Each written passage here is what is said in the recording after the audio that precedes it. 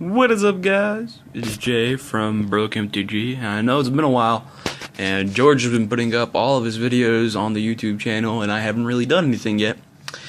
But I've been kind of off doing my own thing, assembling stuff, going to F&M's. I actually won 2 in a row, and I was happy about that. With the deck that's on my channel, link in the description. And I'm bringing you my modern burn deck tech. This has been a long time in the making, and I've been testing it very frequently, and it's been a great run, and it's still going, and I'm happy about it. I haven't tried it very much because I just got it finished, and I'm loving it. Ba-da-ba-ba-ba. Copyright. Alright. We got 6 basic mountains of the Zendikar mountain that's like a donut mountain. I like to call it a donut mountain because donuts are great. We got 3 sacred foundries. We got 2 steam vents. We got 4 bloodstained mires, 4 wooded foothills, and 1 flooded strand. The reason I have the bloodstained mires and the wooded foothills instead of arid mesas and scalding tarns is because 1, broke MTG. And 2, because this deck really doesn't need it. It's not running any basic islands or plains. I don't feel like it. It runs 4 white cards main board and runs 4 blue cards main board. So hey, if I don't get to use them, oh well.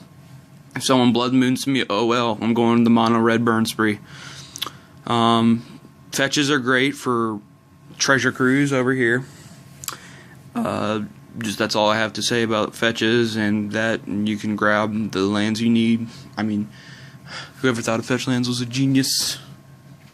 Alright, next is the creature base. 4 Monastery Swiftspears. I decided these over Goblin Guy because 1, I don't like the Goblin Guy trigger. 2, yes, he's a 2/2, but Monastery Swiftspear can get bigger. 3, Monastery Swiftspear can trade with larger Tarmogoyfs.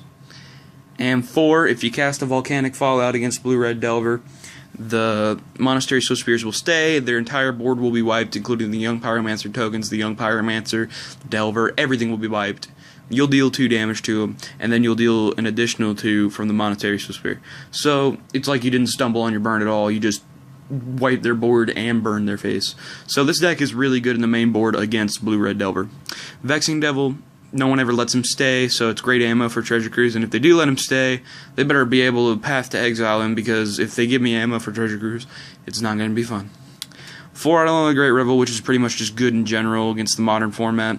Affinity, it's really good against. Blue-Red Delver, it's really good against. It's just good against everything, that's all I have to say. It's good against herself, which is also the bad thing, which is why I have Lightning Helix, to gain myself back some life, just in case bad situation, or in general I'm doing low and I don't want to get in that range, so I use Lightning Helix to either take out one of the guys or just burn their face, and I gain 3 life, and I'm like, woo! Well, technically I'd only gain 1 life because of Eidolon, but hey, gaining 1 life is better than not gaining any at all. 4 Lightning Bolt, of course, this is burn deck, what do you expect? 3 Lava Spike and 3 Shard Volley. The reason is because I don't want to run 4 Shard Volley because I don't like sacking my lands, and there's a 4-drop in the sideboard for against Affinity that I do not want to not have the mana for. And 3 of Lava Spike because it only does damage to the face and not the body. Sorry, that came out of focus for a second. I'm not running Rift Bolt. Too slow, don't like it, people play around it. So say I turn 1 suspend Rift Bolt. They're not going to play their Noble Hierarch if they're playing the Just Guy Ascendancy combo because they know they're just going to get it burned. While if you're, say you play a Bloodstained Mire or a Flooded Strand or a Wooded Foothills turn 1, they're going to think, alright, well he might have red, but does he have a Lightning Bolt or a Burn spell that can destroy my Hierarch or my Delver turn 1? And they play it anyway, and then it's gone. 4 Skullcrack because I hate life gain decks like the Soul Sister and the Martyr of the Sands decks. And 4 Flames of the Blood Hand, again, because I hate that freaking deck. And then we got 2 Volcanic Fallout, which is good for board wipes. Not really good against Naya Zoo, but that hasn't really been making much of an appearance anywhere. It's good against Pod a little bit, not very much.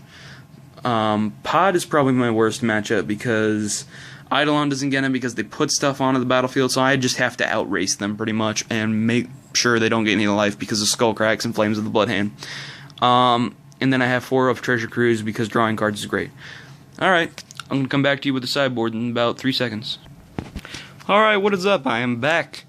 And I have just 5 different sideboard cards, but they're in multiples.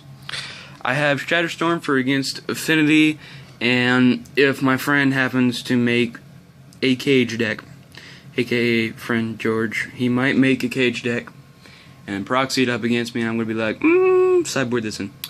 Relic of Progenitus, also Shatterstorm, just real quick, Affinity, I mean it's kind of obvious. Relic of Progenitus for up against Tarmogoyfs and all that bad stuff. Like Delve, like if I'm playing the mirror match, it's good against Treasure Cruise and stuff like that. And Relic of Progenitus is just a good card in general because it can also draw me a card for just paying a mana. I'm like, woo! 4 Wear and Tear for against Affinity and people who have Leyline of Sanctity. So if they have access to white, or I think they might have Leyline of Sanctity, like if they're a control deck or something in their sideboard, I will play Wear and Tear, probably taking out the Shard Volleys or the Lava Spikes. Those are usually the first things to go. 3 Path to Exile for up against Pod, so they can't bring back their stuff. Reanimator, if that's a thing. Hopefully it's not. That's also good against Reanimator.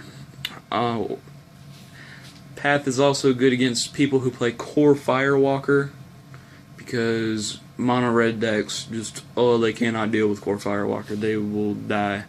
Literally, Lightning Bolt becomes a shock, and no one likes to play a shock in a burn deck.